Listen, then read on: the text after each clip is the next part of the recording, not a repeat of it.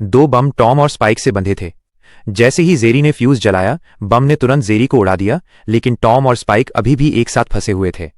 पता चला कि जब टॉम और स्पाइक पीछा कर रहे थे और शरारत कर रहे थे, उन्होंने गलती से उस मॉडल को नष्ट कर दिया था जिसे मालिक ने अभी अभी बनाया था। दोनों मॉडल को ठीक करने से डर रहे थे।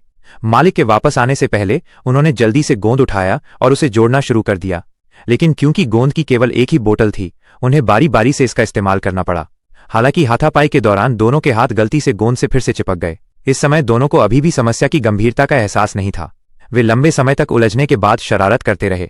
दोनों ने आखिरकार पाया कि चाहे वे किसी भी तरीके का इस्तेमाल करें, उनके हाथ कसकर एक साथ चिपक गए थे। जब जेरी ने यह दृश्य देखा तो वो उनकी मदद करना चाहता था, इसलिए उसने उन दोनों से दो बम बांध दिए, लेकिन अंत में खुद को ही उड़ा दिया। दूसरों पर भरोसा करने से बेहतर है खुद पर भरोसा करना। इसलिए स्पाइक टॉम को बाथरूम में ले गया और साबुन का उपयोग करके गोंद को रगड़कर हटाना चाहता था, लेकिन बहुत देर तक धोने के बाद उन्होंने पाया कि गोंद और भी कसकर चिपक गया था। ये देखकर कि मालिक जल्द ही घर आने वाला था, इसलिए स्पाइक तुरंत टॉम को सड़क पर ले गया और कार की शक्ति का उपयोग करके टॉम को अलग करने की कोशिश की, लेकिन टॉम की ताकत सच में बहुत कम थी। दोनों को सीधे कार से फेंक दिया गया। वे एक टेलीफोन पोल पर लटक गए। सौभाग्य से वे जेरी के चाचा से मिले।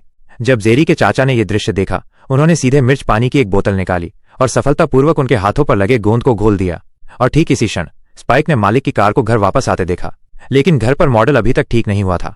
दोनों इतने डर गए कि वे तुरंत घर भाग गए, लेकिन जब वे घर पहुंचे तो उन्होंने पाया कि मॉडल पहले ही ठीक हो चुका था। क्या आप जानते हैं कि इसे किसने ठीक किया?